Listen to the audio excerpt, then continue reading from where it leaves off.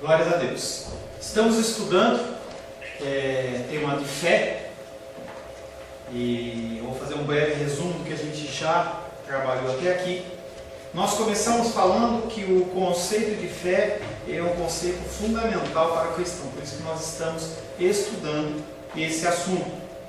Nós falamos sobre o versículo que mais descreve a fé, que é em Hebreus capítulo 11, verso 1 e 2, que é: ora, a fé é a certeza das coisas que se esperam, a convicção dos fatos que não se veem, pois pela fé os antigos obtiveram bom testemunho.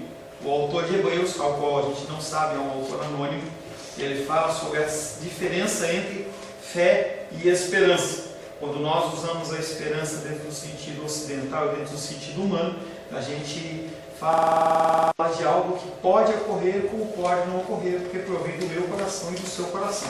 Mas quando nós falamos no sentido divino, a fé é algo que acontece, porque ela procede de Deus. Tá? Não é algo incerto, não é algo que talvez aconteça ou que dependa da sua pessoa. Posso ter esperança porque eu tenho fé em Deus. Por isso é importante você saber muito bem do conceito de esperança, o que é esperança e o que é fé. A esperança ela é ligada à fé. A nossa fé cristã, ela não é e não deve ser uma fé cega, no sentido de ser uma mera expressão do nosso desejo. Então, porque o autor de Hebreus, conforme nós lemos, diz que a convicção de fatos que não se vê. Você tem uma certeza e você tem uma convicção, não é simplesmente um sentimento do seu coração.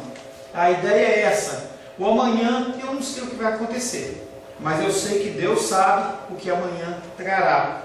Portanto, se Deus promete que amanhã trará algo, eu confio nele.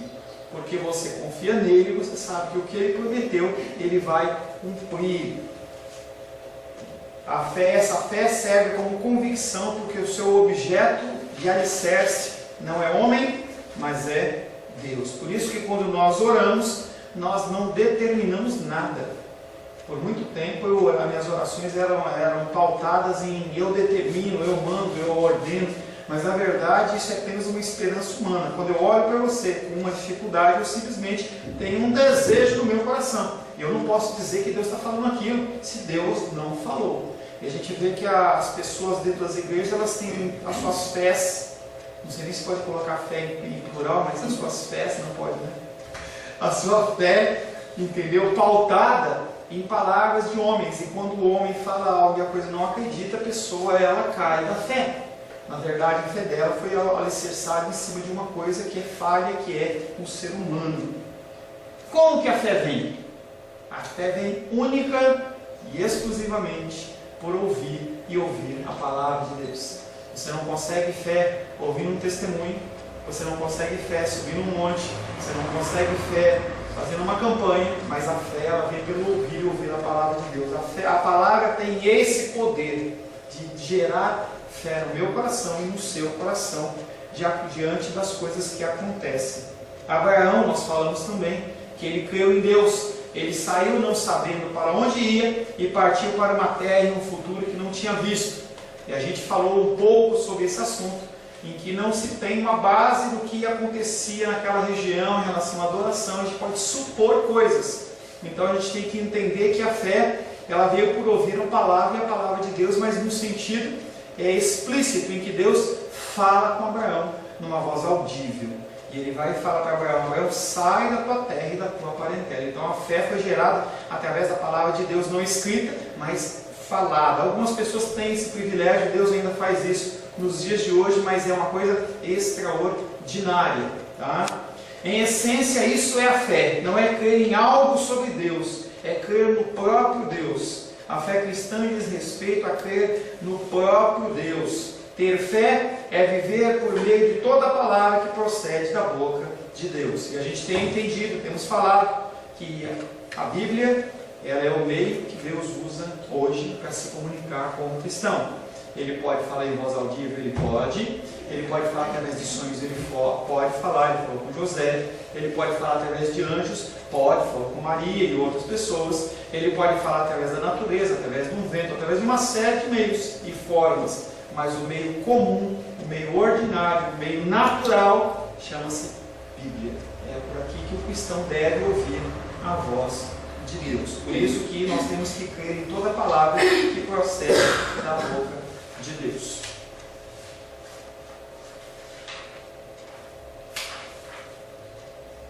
Finalizamos semana passada lendo o texto de Mateus 18:3. Abre aí por gentileza.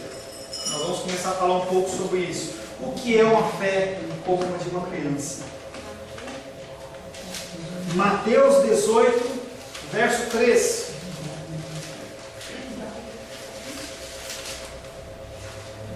Eu não abro a Bíblia porque os versículos eu já coloco tudo na minha colinha aqui para facilitar, tá? Mateus capítulo 18, verso 3. A palavra de Deus diz o seguinte: e disse, Jesus Cristo falando, e disse, em verdade vos digo, se não vos converterdes e não vos tornardes como criança, de modo algum entrarei no reino dos céus. Eu quero ouvir de vocês o que vocês acham que é uma fé como de uma criança. Alguém? Alguma pessoa? Um de cada vez? Chamo pelo nome? Todo mundo abaixou a cabeça agora? Diz, em verdade vos digo, que se não vos converterdes e não vos tornares como criança, de modo algum entrareis no reino dos céus. Será que essa fé como a de criança é uma fé infantil? Não. E é o que então? Fé confiante? Pura. Uma criança é pura? Sem maldade. Mas assim, ela não tem maldade, né? Criança não tem maldade? Não, mas assim, por exemplo, a criança acredita que o pai não vai fazer mal Opa, para ela. nós estamos caminhando, agora começou a caminhar certo. Agora começou a caminhar certo. Tá? Se você lembrar naquele tempo remoto em que você era uma criança, alguns menos e outros mais, nós tínhamos pouco conhecimento do que era seguro e do que era perigoso. Nós estávamos como novos no mundo e a gente não sabia se uma coisa é perigosa ou se não é. Colocávamos a mão no nosso pai ou na nossa mãe e eles nos levavam pela rua. A gente não sabia a diferença do farol verde e do farol vermelho. Simplesmente a gente segurava a mão do papai e da mamãe e ia. Quando eles paravam, a gente parava. Quando desciam da calçada e atravessavam a rua, a gente ia com eles. Confiávamos em nossos pais porque estávamos sob o seu cuidado. Quantas vezes a criança está num lugar mais alto e ele fala, pula, pula, pula, e a criança dá aquele salto no vazio e o pai pega. Fé como a de uma criança, é uma fé que exprime confiança naquele que está solicitando a confiança. No nosso caso, a figura de Deus. A figura de Deus. Naquela época, em especial, já falei para vocês, havia um ditado em que as pessoas falavam assim, agradeço a Deus, porque eu não sou uma mulher, não sou estrangeiro e não sou uma criança. Eles tinham um ditado popular não que era bíblico, porque eles repudiavam a pessoa da mulher, a mulher não era nada, o estrangeiro também não era nada, e a criança, se largasse ela pelo mundo, morria. Tá? A gente não tem nenhum pequenininho aqui, mas se a gente pegar alguma das crianças menores nossas e soltar na rua, ela vai morrer.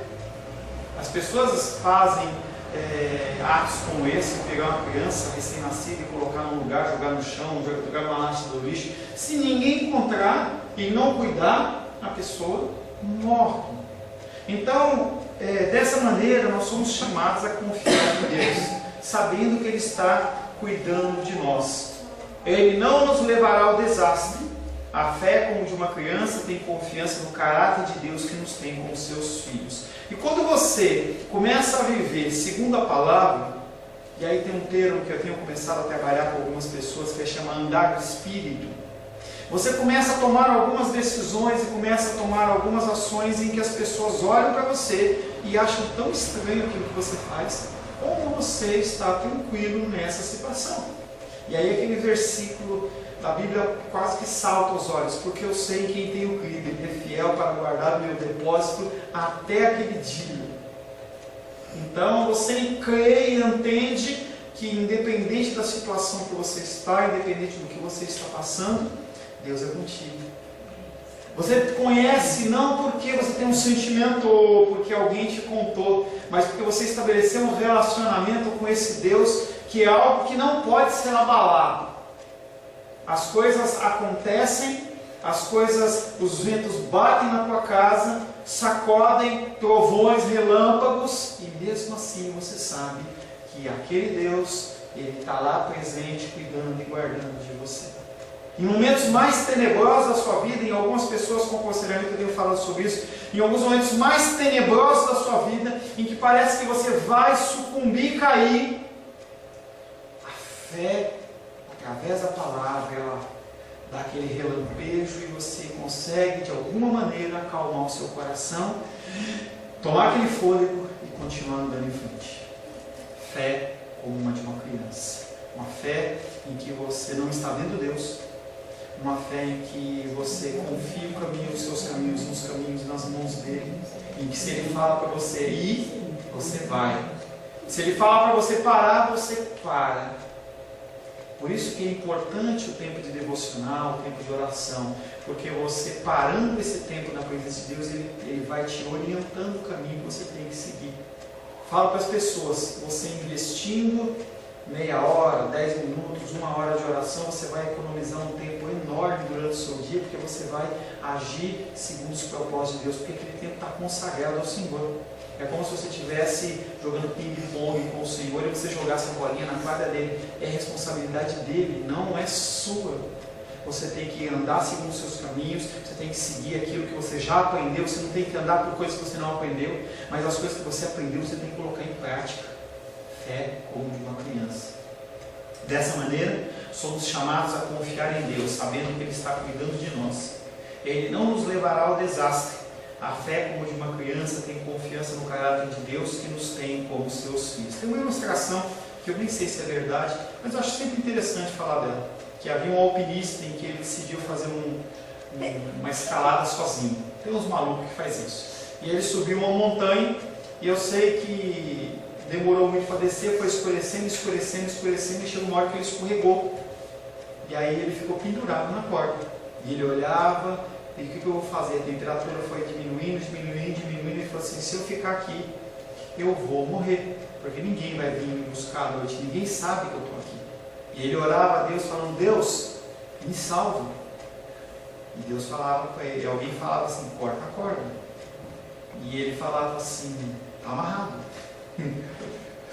E ele falava assim, Deus, o que eu faço? Eu vou congelar aqui, me ajuda. E a voz falava para ele, corta a corda. E ele estava amarrado. Satanás está aqui querendo acabar com a minha fé, acabar com a minha vida. E ele falava, Deus, me ajuda. Eu estou congelando aqui e eu não vou suportar. E a voz falava para ele, corta a corda. E ele não cortou a corda. Quando foi pela manhã, as equipes de resgate foram atrás daquele homem que estava desaparecido e encontraram ele congelado, morto, a um palmo no chão. Essa confiança é uma história, não estou dizendo que é verdadeira, não. Essa história depois. Gostou? Entendeu? Mas é uma história, mas que reflete muitas vezes a minha situação e a sua situação, em que nós lutamos e Deus ele nos dá um comando em que parece uma coisa irracional. Não tinha ninguém lá, só ele. Não, mas depois, os caras, as pessoas das equipes de resgate, as equipes de resgate normalmente elas vão procurar as pessoas. Tá? É uma ilustração. Tá? Mas o que importa é que a gente tem que confiar no Senhor. Então eu vou dar uma história real para você. Tá? Uma história com esse copo. Um homem ele confessou a sua fé na União Soviética, a Cristo. E naquela região era proibido adorar a Deus, era uma região comunista, eles não aceitavam o cristianismo. E aquele homem ele foi levado a um julgamento para que ele negasse a Cristo. Estou falando em 2000 e pouco agora, 5, 10 anos atrás.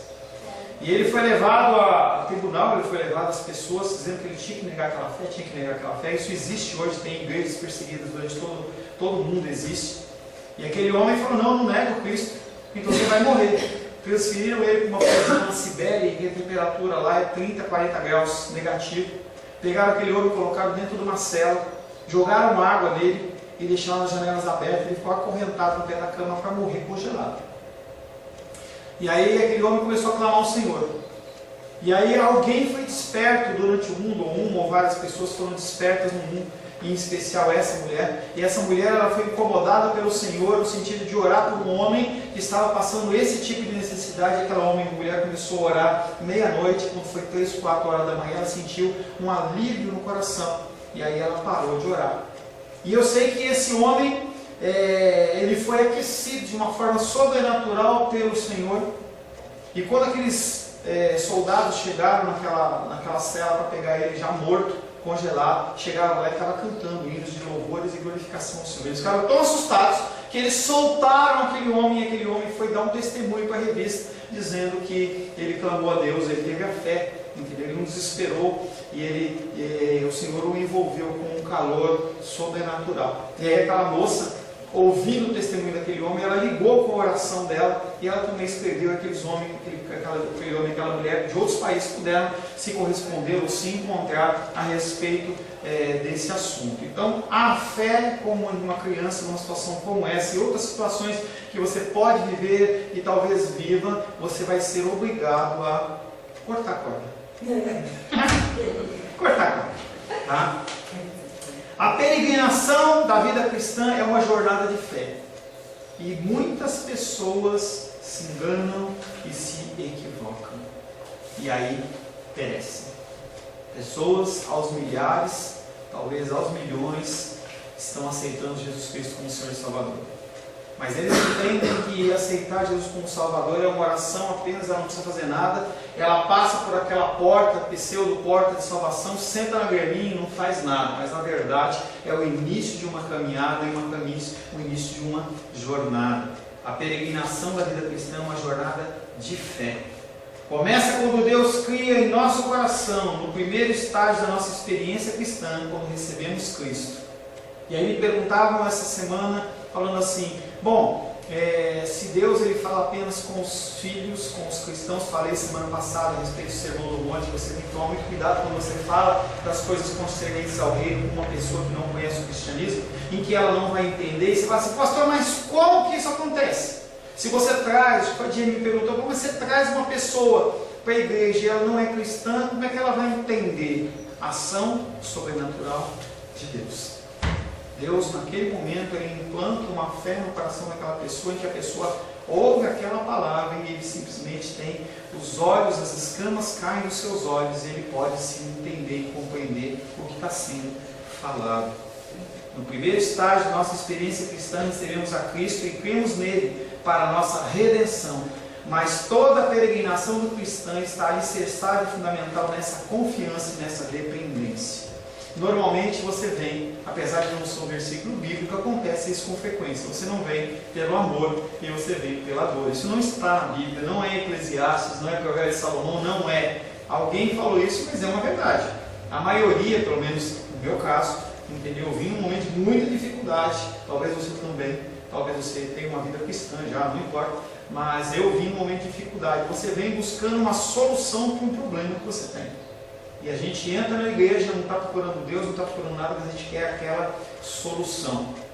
Nossa confiança, nossa fé é alicerçada numa dependência, numa confiança que Deus, ele pode sim agir. E aí o problema é que as pessoas usam de palavras que não saem da boca de Deus e falam, vai para a minha igreja que Deus vai te curar. Deus lhe cura. Ele pode curar quando ali sim lhe aprouver. Ele pode te dar um emprego? Pode, se assim for da vontade dele. E as pessoas elas vão com aquela certeza e muitas vezes elas se machucam com essa certeza, porque é uma palavra de homem. Todo o processo é definido como viver na fé. Colossenses capítulo 2.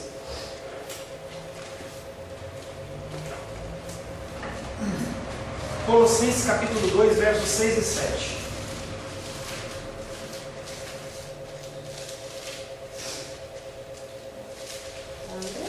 Por favor.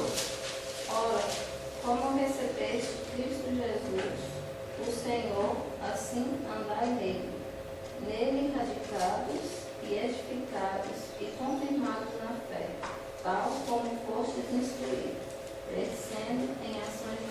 O problema de hoje é que não há instrução. As pessoas não são instruídas no caminho. Simplesmente fala assim, olha, você aceita Jesus? Mas eu não quero, eu não sei. Não, aceita aí que está tudo certo. Vai para frente, recebe uma confissão de fé, a pessoa é batizada e a pessoa fala assim, bom, agora está tudo certo. Agora é uma vida de vitória em vitória, glória em glória, e você vê que a vida não mudou não.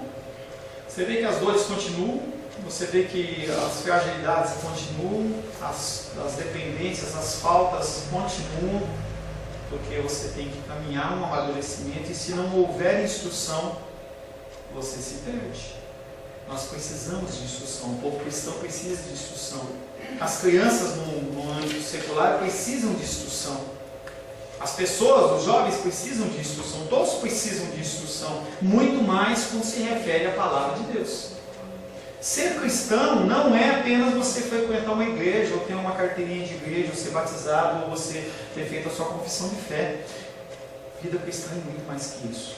É instrução, instrução, instrução, e você mudando, transformação. O nosso nascer de novo é um nascer de novo diário.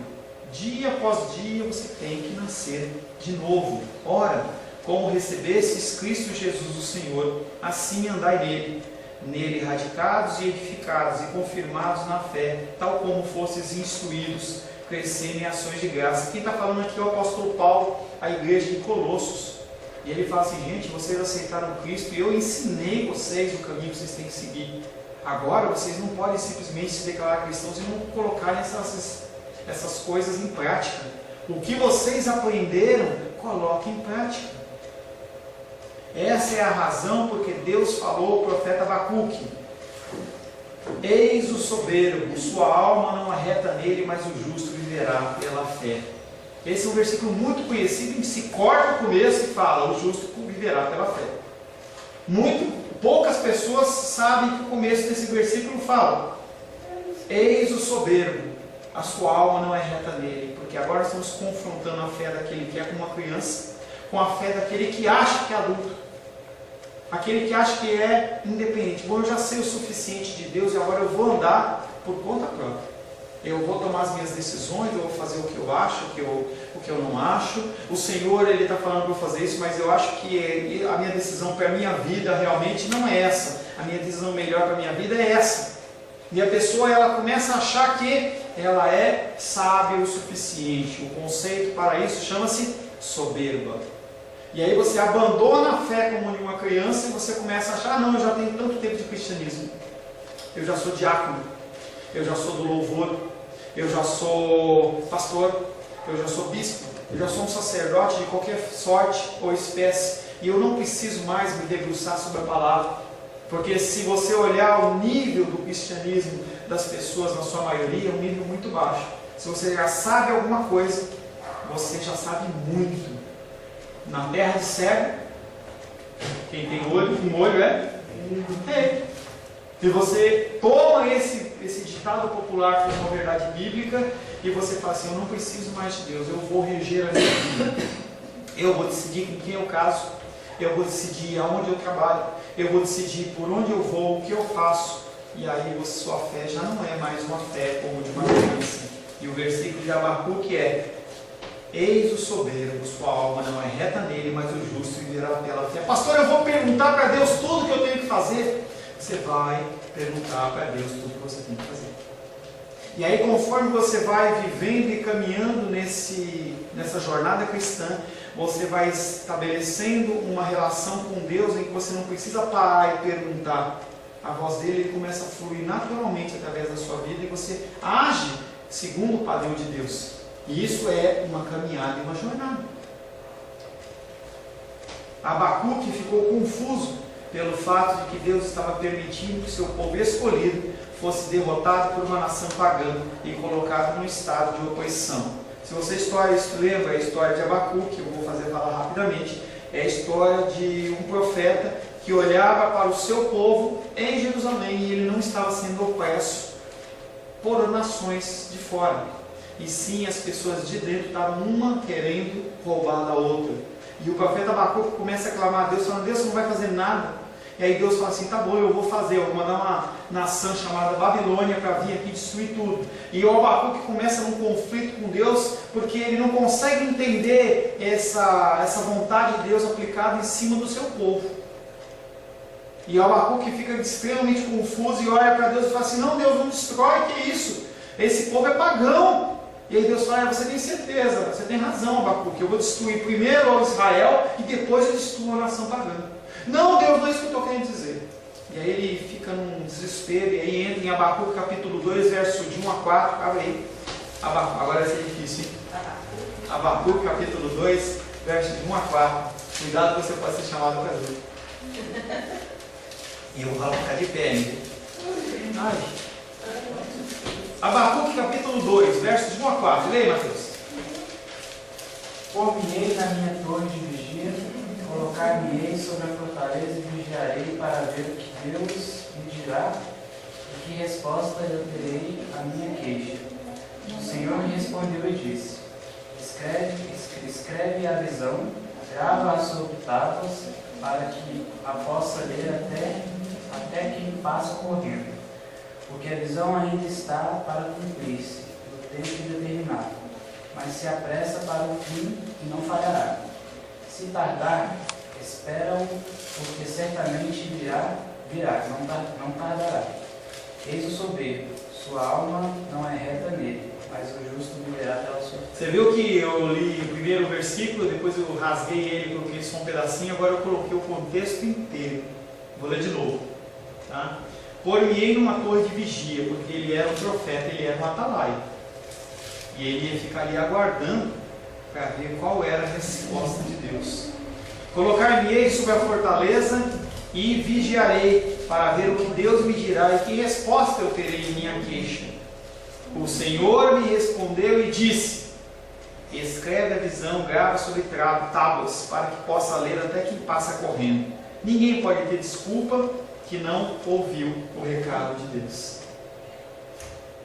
Porque a visão ainda está para cumprir-se no tempo determinado, mas se apresta para o fim e não falhará. Se tardar, espera-o, porque certamente virá, não tardará. E aí o Deus ele olha para Abacuque e fala assim, gente, o que eu estou dizendo vai se cumprir. Não importa o tempo que demandar, vai se cumprir. Mesmo que demore, vai se cumprir. E isso é para mim e é para a sua vida. As promessas de Deus para a minha vida e a sua vida vão se cumprir. Não porque o pastor Paulo falou, não porque o fulano falou, mas quem falou foi Deus. As promessas de Deus se cumprem na minha vida e na sua vida. E aquele que não confia e fala assim, agora eu vou fazer por minha conta. O Senhor olha e fala, eis o soberbo, a sua alma não é reta nele, mas o justo viverá pela fé. Quando todas as pessoas olharem para você e falarem assim, não vai dar, quando as pessoas falarem assim, o barro vai bater nas pedras, você vai morrer, teu casamento vai acabar, você não vai arranjar emprego, a sua enfermidade vai te deixar totalmente dependente, toda destroçada, a palavra de Deus diz que o justo viverá pela fé. Essa afirmação aparente inofensiva, o justo viverá pela sua fé, ela é citada 3 vezes no Novo Testamento. Primeiro texto, Romanos 1,17. Romanos capítulo 1, verso 17. Pequenininhos podem descer. Aulinha. Oi. Oi. Oi, oi. Deus abençoe, Rô. Romanos 1,17.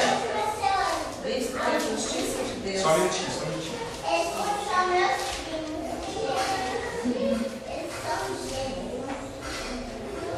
Pronto, pode ler? Diz que a justiça de Deus se revela no Evangelho de fé em fé, como está escrito, o justo viverá por fé. Quem escreveu Romanos? Paulo. Paulo. Para quem? Para a igreja cristã em Roma. Tá? Gálatas 3,11.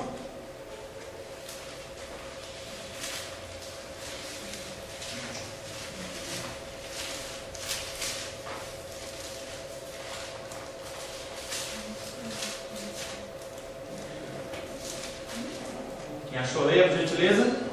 E é evidente que pela lei ninguém é justificado diante de Deus, porque o justo viverá pela fé. Essa Gálatas, quem escreveu? Hã? Para quem? Para a igreja na Galácia. Hebreus 10, 38.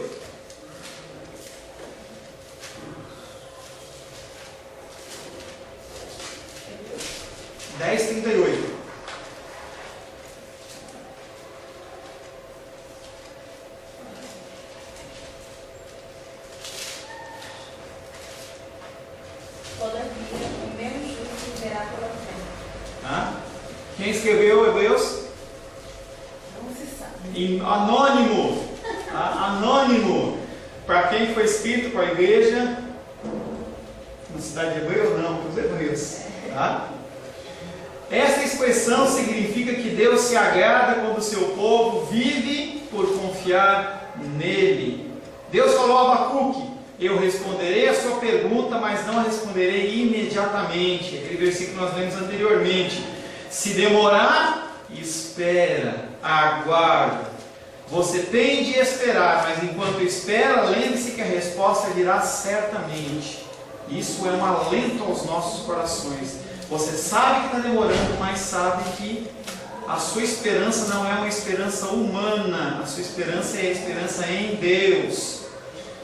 Deus, depois ele fez o contraste com o soberbo que não é reto, que vive de acordo com o que vê, pelo que está imediatamente diante de si. O soberbo, ele só trata das situações que ele enxerga no momento, é algo que está patente aos seus olhos. E a fé não é algo que você vê, é algo que você não vê, porque você confia em Deus.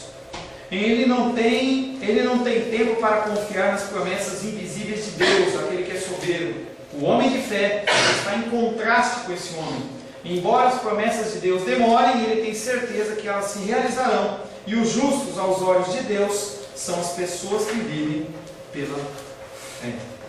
Essa expressão, o justo viverá pela fé, é traduzida por Jesus em seu conflito com Satanás no deserto, quando Jesus lembra ao diabo que o homem não vive só de pão, mas ele vive de toda palavra que procede da boca de Deus. Mateus 4:4.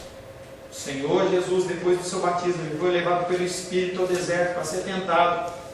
E aí naquele momento Satanás começa a lançar uma série de palavras fora do contexto para ele. Jesus Cristo fala: não, está escrito isso. E aí o diabo leva: não, agora está escrito isso. Não, está escrito isso. E aí o Senhor, para arrematar a vida de Satanás, a história de Satanás, ele fala assim: olha, nem só de pão vive o homem. Porque Satanás olhou para ele: você não está com fome? Você está 40 dias sem comer? Essas pedras aí, eu sei que você tem poder, transforma ela em pão. E Jesus Cristo olha para ele e fala assim: não só de pão viverá o homem, mas de toda palavra que vem da boca de Deus. Se Deus ele deu uma palavra de certeza para o seu coração, independente da condição que você está passando, há uma certeza que Deus está no barco e Ele vai cumprir. É uma coisa que você tem que ir crescendo em confiança. Não se espera que você, de uma hora para outra, eu não confio nada e agora eu confio tudo. Corta a corda. Gostei dessa. Corta a corda. Tá? Não, mas é uma coisa que você vai conquistando e você vai caminhando. A confiança é algo que você adquire com o passar do tempo, com as pessoas, dentro do nosso âmbito. Você conhece uma pessoa e você não se abre totalmente. Aí conforme você vai vendo o proceder, vai ver o falar dela, se essa pessoa é fiel no que fala, no que faz, você vai vendo que essa pessoa é uma pessoa mais correta, daqui a pouco você permite inclusive que ela entre na sua casa. Você permite que, conforme o costume mais antigo, que a pessoa vá na cozinha. Hoje as casas são micro, mas antes eram grandes, e as pessoas que entravam na cozinha eram pessoas que eram de confiança, não era qualquer pessoa que entrava na sua cozinha. Essa confiança é uma confiança que ela vai sendo galgada com o tempo. Como conquistar essa confiança em Deus? Como você constrói isso se não é ouvindo a palavra de Deus? Em que a palavra fala assim: olha, confia nessa situação, age dessa maneira. E você luta, batalha e fala assim: faço, não faço, vou seguir o que Deus está falando. Você faz, opa, deu certo. Aquela fé vem, aquela confiança no que Deus falou é realmente verdade. Você vai alicerçando, e por isso que quando eu falo do Sermão do Monte, a gente não pode sair falando de direto, a gente tem que ir falando passo a passo para você ir construindo. Primeiro você faz um estudo normal, aí você vai partindo do quê?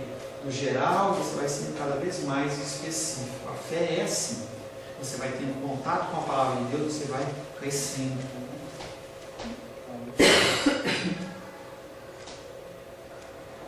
Essa expressão, justo viverá pela fé, é traduzida por Jesus em seu conflito com Satanás no deserto. Dizer que vivemos de todas as palavras que Deus fala é o mesmo que dizer que vivemos pela fé. Encontramos a Deus, não está funcionando, em sua palavra. Confiamos em nossa vida, alma e corpo a Ele, ao seu sistema de valores, à sua estrutura e à sua palavra. Isso não é fácil. Isso não é fácil. Mas vem de relacionamento. Fé e evidência. É uma outra parte do estudo da fé. Nós falamos de fé e crer em Deus e agora fé e evidência. À medida que o autor de Hebreus continua a desdobrar o significado de fé, ele conduz a nossa atenção para um dos mais admiráveis espetáculos que os nossos olhos podem contemplar, o universo na qual nós vivemos. Gente, é lindo você olhar a natureza. É lindo você contemplar as coisas de Deus.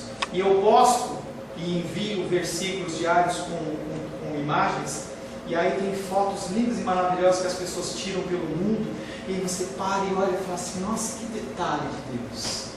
Se você parar para olhar uma orquídea, você fala assim, que coisa linda, que coisa maravilhosa. Eu estou meio poético hoje, hein? O beija-flor, entendeu? Se olha o beija-flor, parar no ar e pôr a linguinha dele para fora para pegar o néctar da flor, você olha e fala assim, que negócio perfeito. Você olha o organismo humano, você vê o funcionamento das coisas.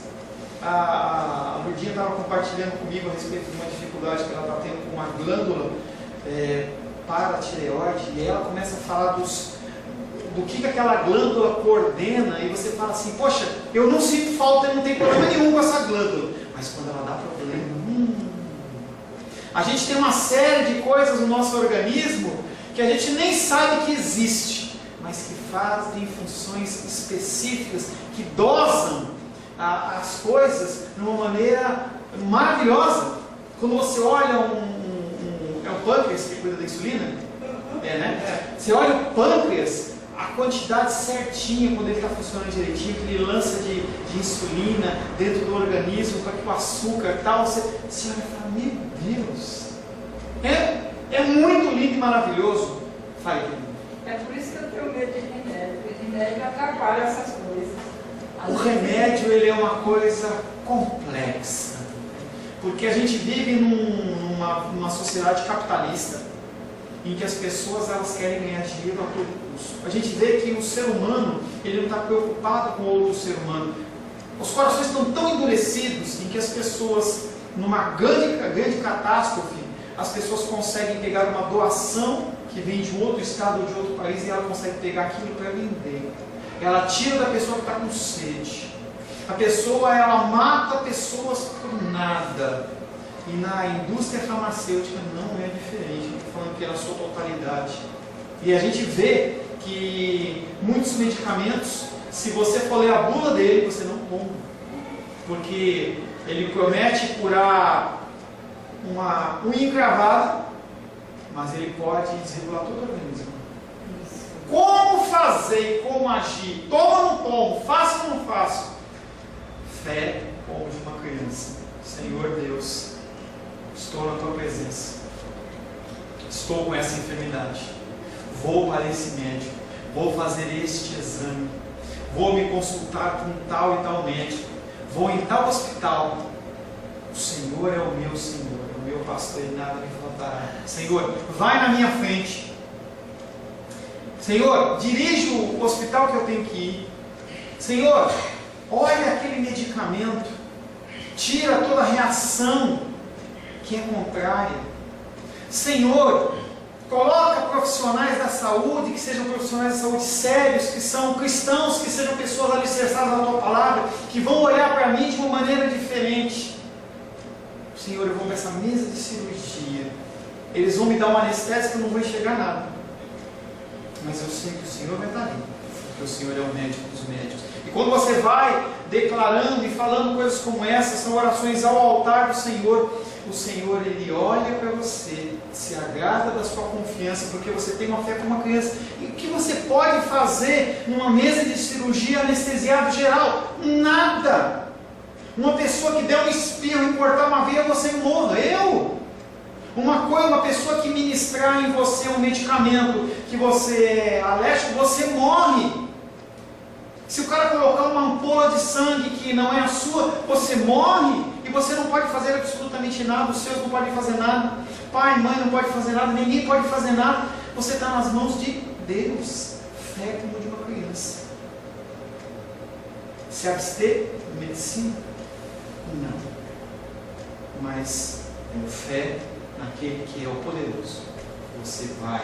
E se você morreu segundo a vontade de Deus, você fez a sua parte. Nós temos que fazer isso por nós, temos que fazer isso pelos nossos entes queridos, pelas pessoas que nos servem. Falar que nós vamos fazer, para que a pessoa possa, no momento de lucidez, o Senhor vir revelar para ela e falar assim: devido à oração do meu servo, você está salvo. E a pessoa, ela vai ter a fé dela aumentada, ela fala: que Deus é esse? E vai querer conhecer, e você tem a oportunidade de falar que Deus é esse. Aí você é apenas um instrumento do Senhor, para que a fé do Senhor venha e entre no coração. É a semente na vida das pessoas. À medida que o autor de Hebreus continua a desdobrar o significado da fé, ele conduz nossa atenção ao universo em que vivemos. Hebreus 11:3.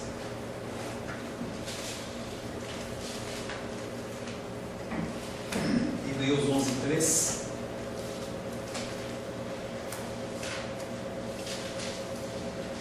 Pela fé entendemos que foi o universo formado pela palavra de Deus, de maneira que o visível veio a existir das coisas que não aparecem. Pela fé entendemos que foi o universo formado pela palavra de Deus, de maneira que o visível veio a existir das coisas que não aparecem. E aí você olha para todas essas coisas e você tem que, segundo a palavra, crer que isso foi criado por um Deus soberano. Tem pessoas que acreditam em outras coisas, mas a palavra de Deus, ela nos fala que Ele criou todas essas maravilhas que nós temos acesso. A origem divina da criação é aceita por um ato de fé e não por um ato de credulidade. Você acredita por fé. Você não estava lá, ninguém estava lá, ninguém tirou foto, ninguém escreveu. É um ato de fé. Não tem como você provar para alguém que aconteceu de um jeito ou de outro. Tudo são teorias.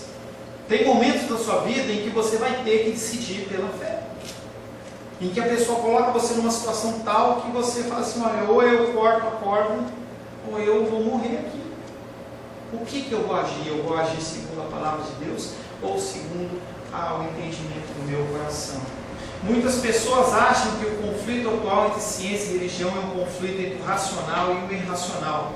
Mas a Bíblia não nos chama a crer no ato divino da criação simplesmente por meio de um salto de fé ou de uma crucificação do intelecto pela qual ignoramos a razão, que a razão pode nos ensinar. Você não tem que ser uma ameba, você pensa, você é racional. Você pode sim entrar no seu quarto e falar: Deus, isso, como é que é isso? Se você questionar Deus, pergunte, busque orientação. Isso é razão, é o teu raciocínio. Deus, ele não te fez alguém com uma lavagem cerebral. Você tem direito a pensar. Pense. Os grandes homens da história da igreja fizeram distinção entre fé e razão, mas insistiram no fato de que aquilo que aceitamos pela fé não é irracional, porque nós sabemos em que nós temos crido. Você conhece o Deus que você serve, não é algo irracional. Fé e razão não são opostos. Toda verdade é verdade de Deus.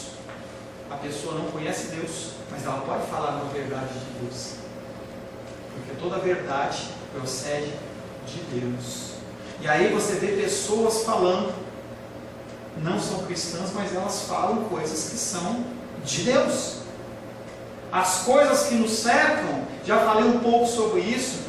As pessoas, quando se convertem, e eu era assim, eu tinha repúdio sobre as coisas quaisquer coisas que não tinham o selo gospel. Então eu me privava de ir num cinema, me privava de ir num teatro, de ouvir uma música clássica, um jazz, alguma coisa, porque eu falava assim, não, isso não é de Deus não, gente. Pessoas que não são de Deus fazem coisas de Deus, segundo a sua vontade. E aí a gente tem que começar a olhar para instituições organizacionais que são defensoras de uma coisa ou de outra, e você não tem que se fixar, é de Deus, é verdade, procede de Deus, eu estou dentro, eu estou ouvindo, eu estou entendendo. E não pode ser que, não, a pessoa está falando sobre isso, mas ele tem uma figa no pescoço. Não, ele fala, é mentira, porque ele só fala coisa do diabo. Não tem isso. Lembra da mula de Balaão, era um animal. A mula de Balaão, ela falou algo procedente de Deus. E o profeta entendeu que aquilo procedia de Deus. Agora você precisa de discernimento do Espírito Santo para saber o que é de Deus e o que não é de Deus. Por isso que a palavra de Deus diz, retém o que é bom, e o resto? Ouve tudo. Ouve o que as pessoas falam. Retém o que é bom. Você tem que ter maturidade. Você tem que ter sabedoria e tem que ter discernimento. Porque às vezes você se envolve com conversas e comentários que você não está preparado. E aí a pessoa, ela te envolve e você acha que está certo e não está certo. Eu vejo muitas discussões na internet em que as pessoas elas começam a falar de coisas que ela não conhece. Elas estão apenas repetindo algo que elas ouviram, e quando a pessoa começa a falar, ela fica descadeirada. Eu lembro que, logo que eu iniciei meu estudo dentro da área mais bíblica, mais ortodoxa, a gente sabia muito, eu e o Rosângela, sabia muito de batalha espiritual. E as pessoas elas vinham querendo conversar comigo, e eu falava com muita facilidade sobre procedimentos, demônios e coisas, e a pessoa vinha com aquele conhecimento bíblico raso, eu quebrava a pessoa ficava sem argumentos. Você tem que ter argumentos. Não que você seja o bom, mas porque a palavra de Deus diz em 1 Pedro: esteja sempre pronto em dar razão da sua fé àqueles que te perguntam. As pessoas elas vão vir a você e perguntar por que você acredita nesse Deus. Você tem que saber falar. Não é só, Deus é bom, Deus é lindo, maravilhoso, é o chuchu, é o cara, é não sei. Não, você tem que falar das coisas concernentes à palavra de Deus. Tem que falar dos versículos bíblicos. A pessoa tem que saber do que você está entendendo, do que você está falando, do que você entende, ou que você está começando a caminhar. Não entre em discussões que você não está preparado. Não entre em discussões para você ganhar discussões. Você não ganha nada com isso. Eu vi uma frase, estava vendo um filme do Sylvester Stallone, por isso que eu digo que toda palavra vem de Deus.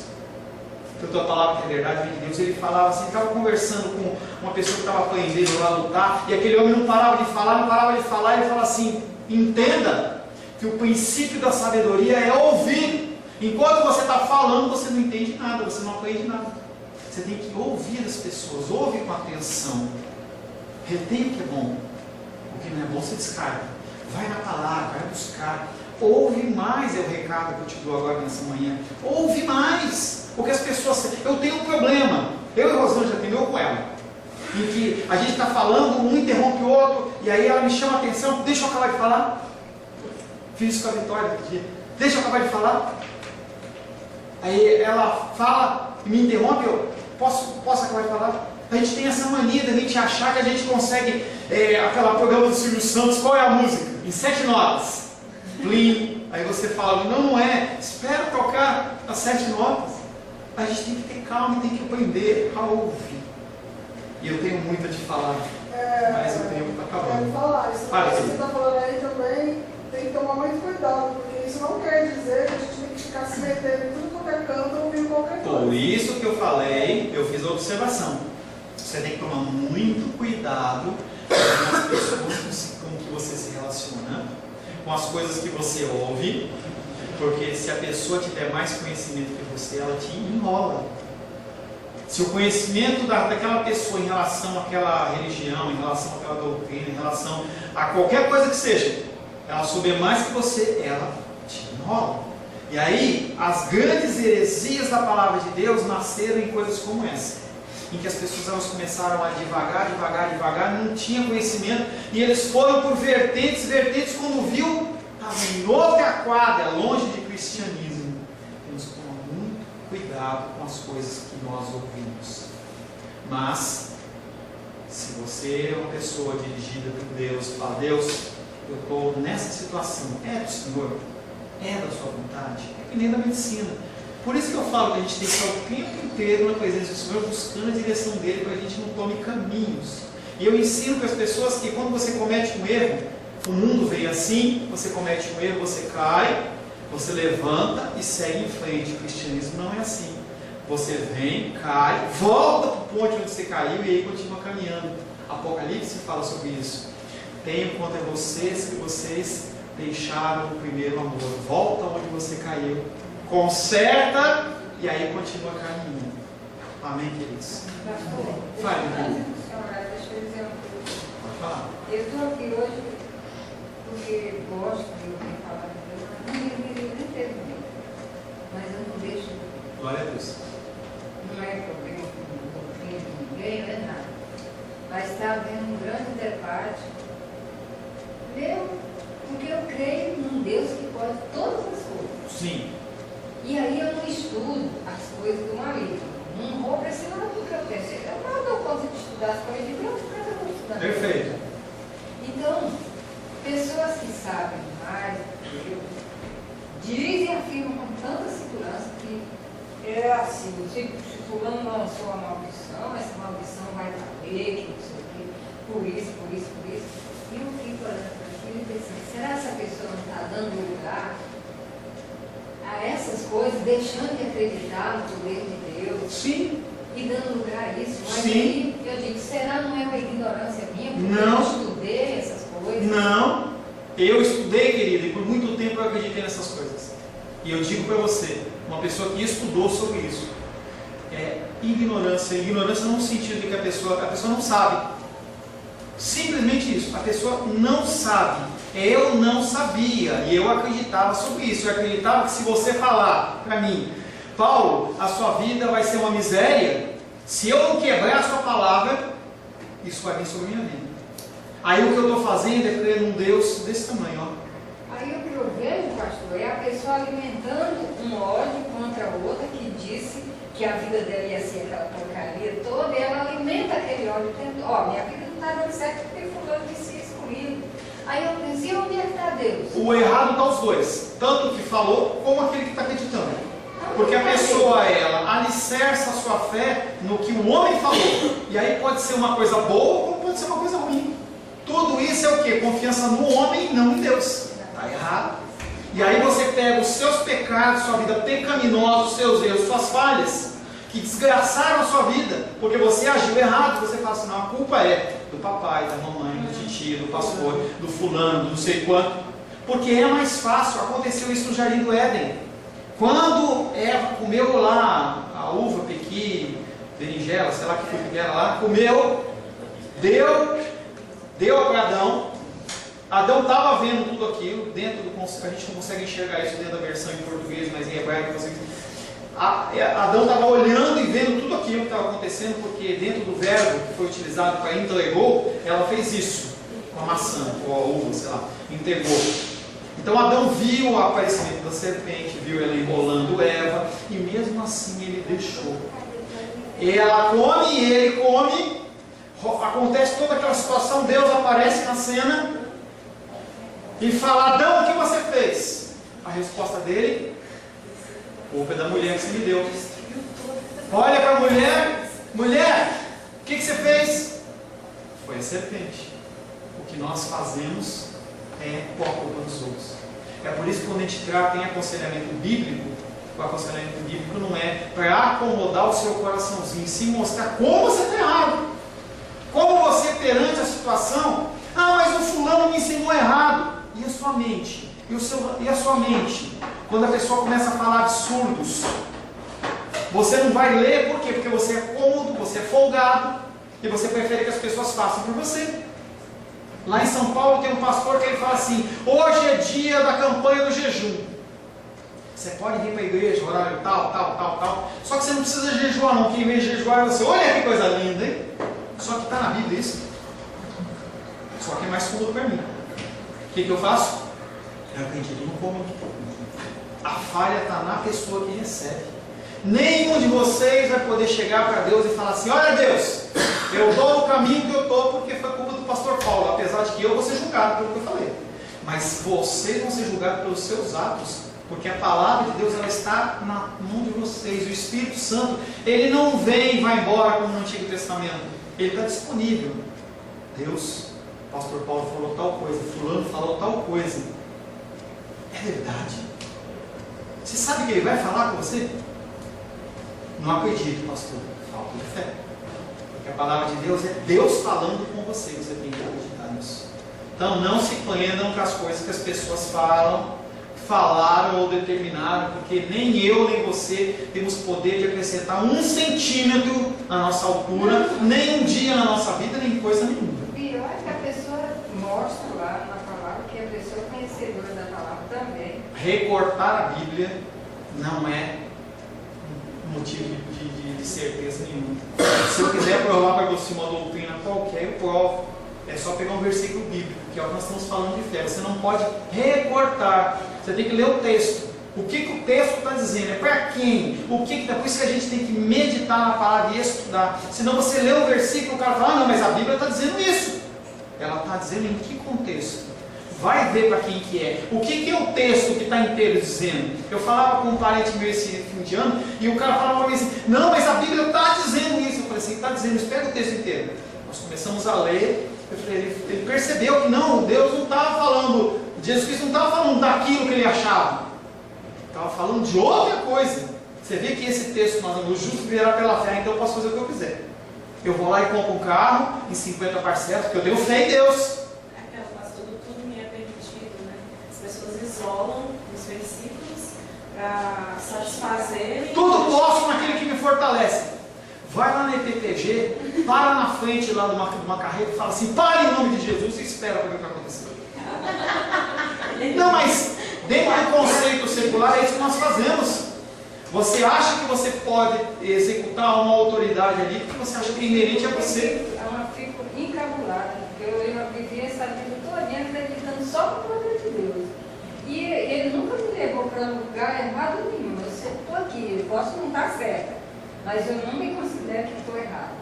Eu sou errada porque sou pecadora, toda hora eu erro. Mas assim, agora voltando aqui nesse caminho aqui, eu não posso, se Deus está me condenando, não é isso? Eu quero andar com o Senhor, eu confiei nele do dia que eu aceitei ele como meu Salvador.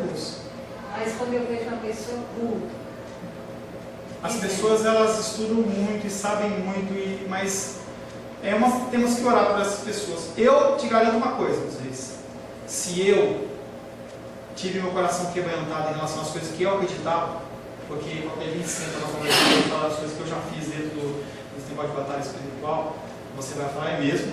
Se Deus ele quebrou o meu coração, ele pode quebrar o coração de qualquer um. Então é oração pela pessoa, mais nada. Tá?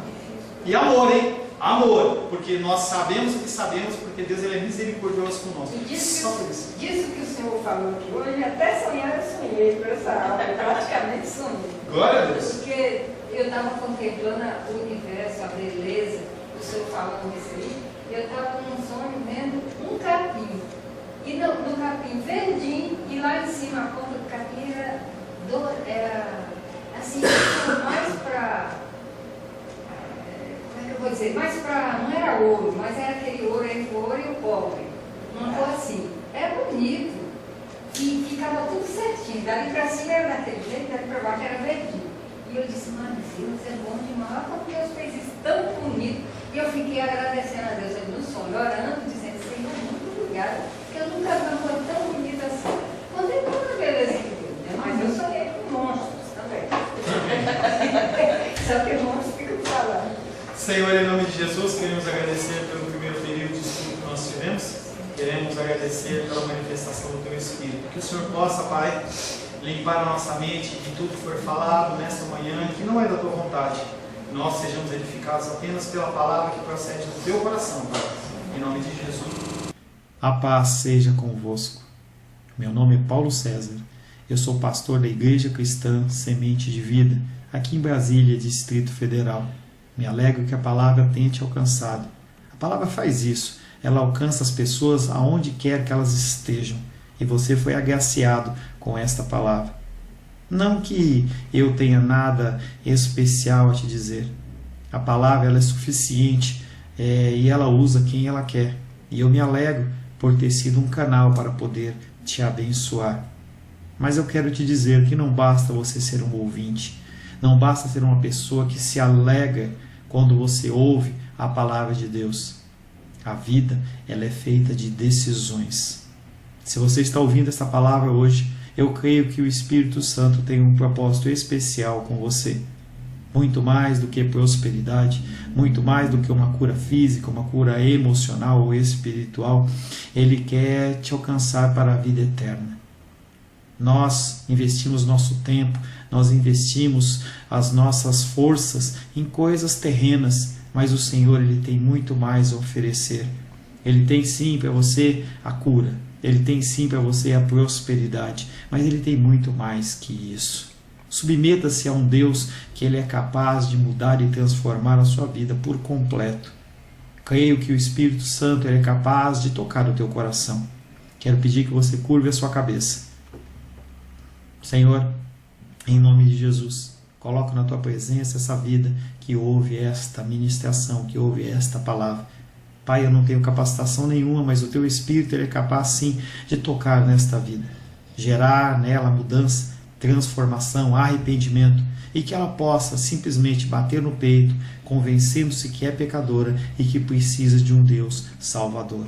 Não há um caminho a Ti, meu Deus, que não seja através de Cristo. E eu lhe peço, Pai querido, que você alcance essa vida e ele possa sim tomar uma decisão pessoal pelo Senhor, em nome de Jesus. Amém. Amém, meu querido. Amém, minha querida. Fico contente que você esteja ouvindo essa ministração até o fim.